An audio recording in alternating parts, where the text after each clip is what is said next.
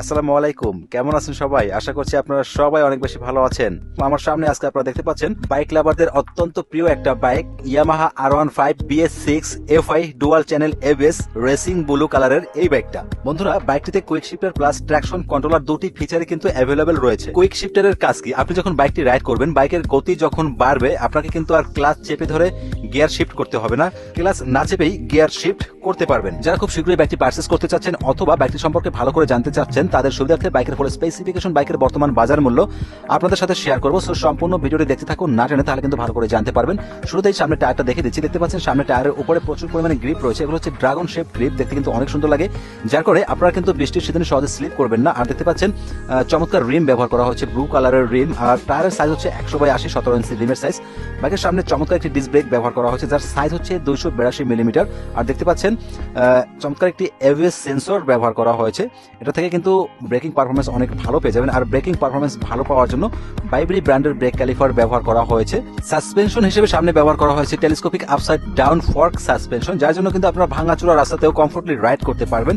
আর এই বাইকে double horn ব্যবহার করা হয়েছে, চমৎকার দুটি ডাবল হর্ন ব্যবহার করা হয়েছে। দেখতে পাচ্ছেন বাইকের সামনে চমৎকার LED প্রজেকশন হেডল্যাম্প ব্যবহার করা হয়েছে। আপনারা যখন বাইকটি রাইড করবেন, রাস্তার অনেক দূর পর্যন্ত কিন্তু পরিষ্কার পরিচ্ছন্ন ভাবে দেখতে পাবেন। তারপরেও সেফটির জন্য চাইলে কিন্তু আপনারা আলাদা করে ফগ লাইট ইনস্টল করে নিতে পারেন। তো এই দেখতে পাচ্ছেন R15 বাইকগুলোর আসলে সামনের লুকটা আমার কাছে অনেক বেশি ভালো লাগে, ঠিক আছে, দেখতে অনেক সুন্দর লাগে। আর এই দেখতে পাচ্ছেন হ্যালোজেন টাইপের ইন্ডিকেটর লাইট ব্যবহার করা হয়েছে, তবে এখানে কিন্তু উচিত ছিল LED ইন্ডিকেটর লাইট ব্যবহার করা, ঠিক আছে। আর দেখতে পাচ্ছেন এখানে উপরের দিকে একটি বাম্পারের মতন আছে, যার জন্য ছোটখাটো কোনো আঘাত লাগলে এই যে সামনে গ্লাসটা দেখতে পাচ্ছেন, এটা কিন্তু কোনো ধরনের ক্ষতিগ্রস্ত হবে না। অনেকে গ্লাস বলে আর অনেকে ভাইজার বলে। বাইকে চমৎকার দুটি লুকিং গ্লাস ব্যবহার করা হয়েছে, ঠিক আছে, আমি দেখিয়ে দিচ্ছি। এগুলো কিন্তু অনেক সুন্দর লাগে আমার কাছে। তো আপনাদের কাছে এই লুকিং গ্লাসগুলো কেমন লাগে অবশ্যই কমেন্ট করে জানাবেন।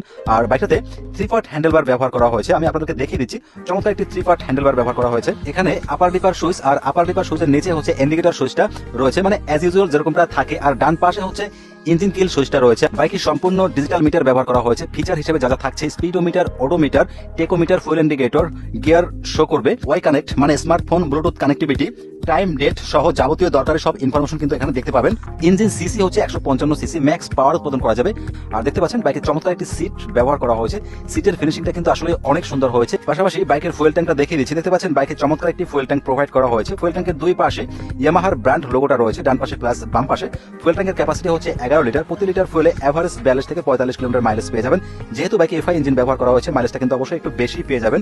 বাইকের বোর্ডের সাথে R15 ভার্সন 4 লেখাটা স্টিকার গ্রাফিক্স আকারে আছে। আপনাদের কাছে দেখতে কেমন লাগে কমেন্ট করে জানাবেন। আসসালামু আলাইকুম, সবাই ভালো থাকবেন, সুস্থ থাকবেন।